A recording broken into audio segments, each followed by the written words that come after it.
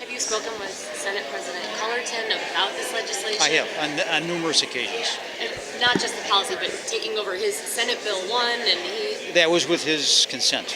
was with his consent. So does he plan to call it? Have you had any indication if it were to get to that? Well, you should address that question to him. But it was with his consent and direction that I put the amendment on Senate Bill 1. But this obviously does not have a consideration issue in it that he has insisted was essential for a constitutional bill. So those are questions that you ought to address to him. Well, what makes you think it's constitutional? I think that there'll be at least 4 members of the Illinois Supreme Court that will approve the bill. You think it'll get that far? You think it's going to go all the way to the Illinois Supreme Court? I do. Why not change the Tier 2 pensions in this legislation? Why separate? Well, we're open to changing the Tier 2 pensions, but as I said in response to a question, I think that that's a good time to talk to the proponents of the change about their view on the funding of the system and other aspects of the pension system. And why not include judges? That's a practical judgment that was made. Can you speak? No further comment. When do you think they'll come up with the cost shift legislation? Very soon, very soon. It won't be tied to... No, this bill will advance on its own.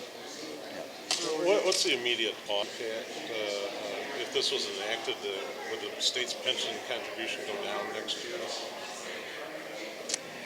I have some numbers here which would read that the total pension payment in FY13 would be 17% of GRF, and in 14 is projected to be 19 to 20% of GRF before the bill.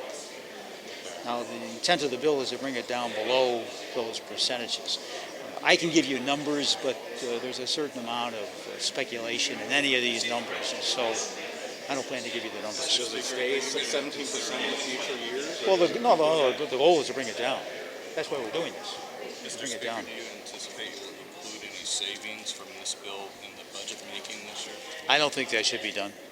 I'm sorry, I don't think that should be done because because we expect a court challenge. The unions were so kind as to tell us today that they're going to challenge it, and there'll be a certain amount of time before it gets up before the Illinois Supreme Court. I don't know what that timeline will be, but I just think that it would be prudent not to spend the anticipated savings in the next budget. Has there been an actuarial analysis on the savings yet? There's been actuarial analysis of the other bills, and of course this bill makes some changes to the other bills. So the only thing we can do today is to work off of the numbers that were generated for the other bills. So there's a certain amount of speculation. And what I would say, and all I can say to you is, if you want numbers, you can go to the analysis that were done on the other bills and just work with those. Why include this lengthy preamble? Is it in any way an attempt to make an argument to the court? Well, it will be used in the argument to the court, and as happens in all major legislation, we're concerned about legislative intent, and that's part of the intent. Did you write that or have a hand in it? I stayed up all night writing that. Right, sure. Well, could you speak to? I mean, it's long and it lays out quite. Yeah, the laundry well, list you of know, issues. I don't need a lot of sleep nowadays. What makes you so certain that 4 members of the Illinois Supreme Court will? Well, it's just my judgment. Have you been in contact? No, absolutely not, and I don't plan to. Be very clear about that. I've had no conversations with any member of the court concerning anything, especially this. Representative Morrison said he hasn't seen proof that this can work in 20 years. Doesn't know what the state climate will be. What would you say to somebody like him that maybe sees the fears about it? I think it's a legitimate concern that he raises, and it goes to the question of the fiscal stability, the fiscal projections, but at the same time, why there's 2 other considerations. Number one, for the welfare of the worker, it's better to have a defined benefit plan. Number 2, we have defined benefit plans in place.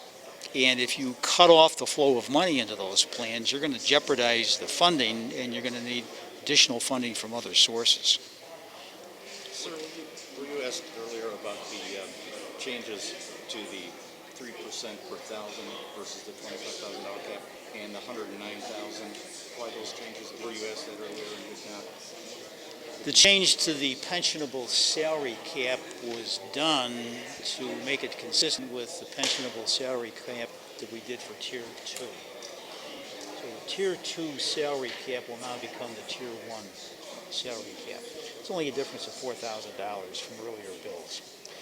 Concerning the adjustment in the COLA, previous bills had a threshold of $25,000. Senator Rodonio raised concern about how that would work, especially for short-term workers as opposed to long-term workers. And so we moved to a different method, which provides that you take your number of years of service, multiply it times 1,000. That establishes the new threshold. So under that threshold, you get the compounding. Over it, you get the simple interest. You've taken a few ideas from Yeah, various caucuses. sure. Is And, that- and members of the committee spoke to the value of having public debate and public vote on these issues in the previous few weeks. So you'll recall there was a lot of criticism of that method.